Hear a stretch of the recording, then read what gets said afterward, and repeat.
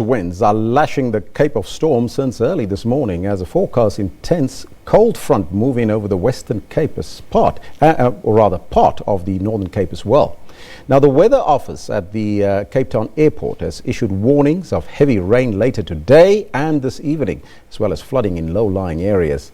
Temperatures are expected to drop further, and there's also the possibility of snow on the Cape Mountains. Our reporter Vannessa Poonah joins us from a very cold and wet Cape Town. I presume a very good morning to you, Vannessa. Yes, good morning to you, and rightfully so. It is an absolutely cold and wet Sunday morning here in Cape Town today. Of course, that weather warning issued by the Weather Services, warning of heavy rainfall. And a short while ago, I spoke to the Cape Town Weather Office saying that the high today, only 15 degrees, currently hovering at around 13 degrees. And of course, intermittent heavy rainfall across large parts of the Cape Metro today. I know that driving into work this morning, it was an absolute an experience trying to see the sort of road markings, because of course as the rain comes down, it makes driving all that much more dangerous. And of course, motorists once again being urged to drive with absolute caution amid this heavy rainfall. Now, we are at the Disaster Risk Management Centre here in Cape Town today, who are also on high alert. And joining me to speak about that is Mandy Thomas, spokesperson for Disaster Risk Management.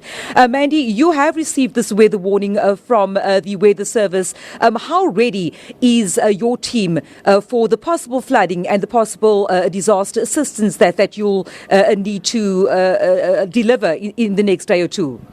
Good morning, Vannessa. Yes, as you said, we are on high alert. Our teams are already on the ground. We have received numerous calls from the public to say that roads especially has been flooded. Our disaster centre is not yet activated, so our disaster coordinating team is not yet on the ground. However, our disaster management officers are on the ground, especially in low-lying areas like the Gugulethu to Philippi areas.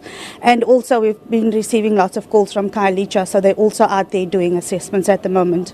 At this point, while these assessments are being done, have there been any reports of a need to evacuate families in these low-lying areas? No, currently not yet. No, we haven't received any of those.